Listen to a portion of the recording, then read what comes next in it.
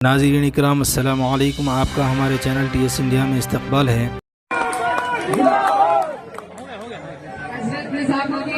यहाँ पर मौजूद सभी मेरे बड़े बुजुर्ग भाई, मेरी माई बहनें, आप सभी को अस्सलाम वालेकुम, नमस्कार। आज मैं बहुत दूर से आपके बीच में चलकर आई हूँ। आप सब हमारे अपने हैं, आपके बीच में त्योहार मनाने के लिए आए हैं और ये त्योहार सिर्फ हमारे फायदे की नहीं है, आप लोगों के फायदे की है, हमारे बच्चों के बेहतर मुस्तकबिल के लिए है। 5 तारीख को दिल्ली की जनता सरकार चुनने के लिए वोट करने जा रही है।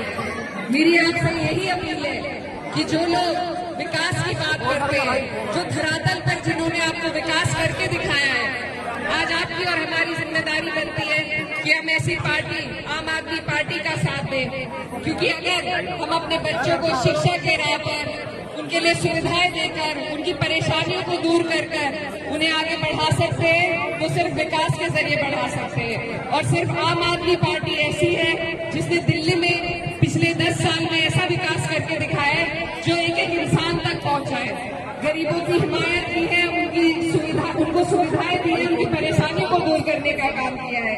शिक्षा की जो स्थिति यहाँ पर पहले थी, मैं यहीं से पढ़ी हूँ और मैं जानती हूँ, हमारी जब 10वीं की परीक्षा होती थी, हम सरकारी स्कूलों में जाते थे परीक्षा देने के लिए, तब के हालात में और आज अगर आप स्कूलों में जाकर देखेंगे तो जमीन आसमान का फर्क है।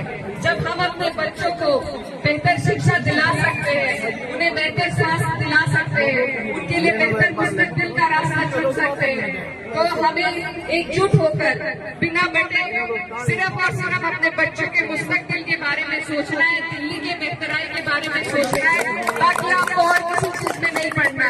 और मेरे बराबर में जो खड़े हैं, उन्होंने तो शिक्षा की क्रांति दिल्ली में लाने का काम किया है, जो पूरे देश में मिसाल बनी है। तो आप सबसे मेरी अपील है कि आप यहाँ से केवल एक विधायक नहीं, मनीष सिसोदिया जी के रूप में डिप्टी CM को चुनने जा रहे हैं। तो एक एक वोट आपका कामयाब तभी होगा जब वो एकजुट होकर आम आदमी पार्टी को पढ़ेगा। हमारी पार्टी, हमारे राष्ट्रीय अध्यक्ष अखिलेश यादव जी ने फैसला लिया है कि हम दिल्ली में आम आदमी पार्टी के समर्थन में जी जान लगाकर मेहनत करने के लिए आपके बीच आए हैं। यहाँ पर बहुत से लोग हमारे उत्तर प्रदेश से भी रहते हैं दिल्ली में। मैं आपकी बेटी हूँ, बहन हूँ और आपकी बेहतराई के लिए आपके बीच में हम वोट की अपील के लिए आए हैं। आप सबसे मेरी गुजारिश है कि आप सिर्फ अपने बच्चों के बेहतर मुस्तकबिल को सोचेंगे। जो पार्टी सरकार बनाने जा रही है, इधर उधर वोट लेकर वोटों को खराब करने की जरूरत बिल्कुल नहीं है। आप यहाँ से डिप्टी CM को चुनने जा रहे हैं, तो आप सबसे मेरी अपील है कि आप इन विकास के मुद्दों पर चुनाव लड़े। दूसरी पार्टियों को कहे कि उनका विकास का क्या एजेंडा है।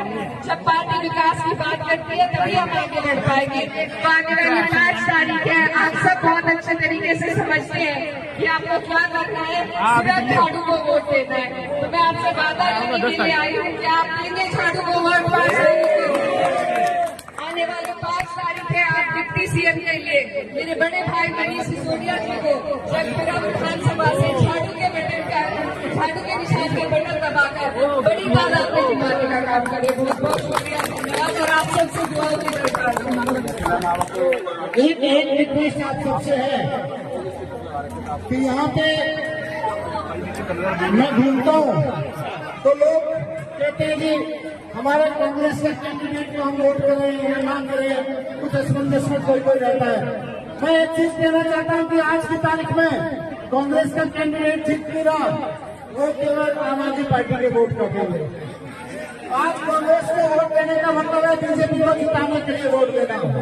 जो भी सोचते हैं कि फरासुरी साहब को वोट देना है या कांग्रेस को वोट देना है, वो ये मान के वोट देना कि आप फरासुरी साहब को MLA बनाने के लिए नहीं, बीजेपी का गुंडा MLA बनाने के लिए वोट कर रहे हो।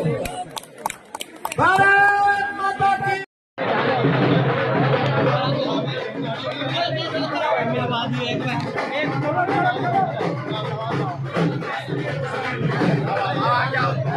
आ गया हमारी जो पार्टी का निर्णय है वो यही है कि इस तरीके से सिविल कोड अगर सभी को पहले ट्रस्ट में लेकर और सभी समाजों को उनकी जो इनसिक्योरिटी है इसको लेकर उस पर पहले चर्चा हो और उसके बाद कोई नियम इस तरीके का लागू होना चाहिए, क्योंकि हमारा देश डाइवर्सिटी के लिए जाना जाता है। इस तरीके से जो ट्राइबल्स हैं और जो अन्य समाज हैं सबकी जो इमोशंस हैं उनको ध्यान रखते हुए ये कोई भी नियम लागू होना चाहिए। अच्छा, वक्फ को लेकर क्या कुछ कहेंगे आप? कल जेपीसी की बैठक में उसको मंजूर कर लिया गया अमेंडमेंट बिल को।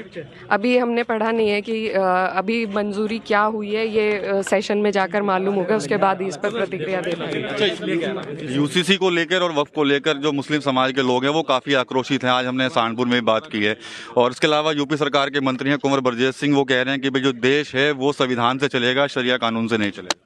देश संविधान से ही चलेगा, उनकी मनमानी से भी नहीं चलेगा, तो ये भी सरकार को जाननी चाहिए बातें। और ये अभी सारे मामले अभी पास नहीं हुए हैं, जेपीसी में जो गया है, अभी बिल पेश होगा दोबारा पार्लियामेंट में, उसके बाद इस पर हम प्रतिक्रिया देंगे। बजट आने वाला है, क्या कुछ उम्मीद रखते हैं इस बार सरकार से? उम्मीद तो कम ही है, क्योंकि सरकार सिर्फ गरीबों का पेट काटने का काम करती है। अमीरों के लिए बहुत सारी चीज़ें दिए जाएंगे, उन्हें किसानों का अब तक भी मूल्य तय नहीं हुआ है। तो बजट में हमें उम्मीद तो करते हैं, लेकिन कभी भी ये सरकार उम्मीद पे खरी नहीं उतरती, तो देखते हैं इस बार क्या रहता है।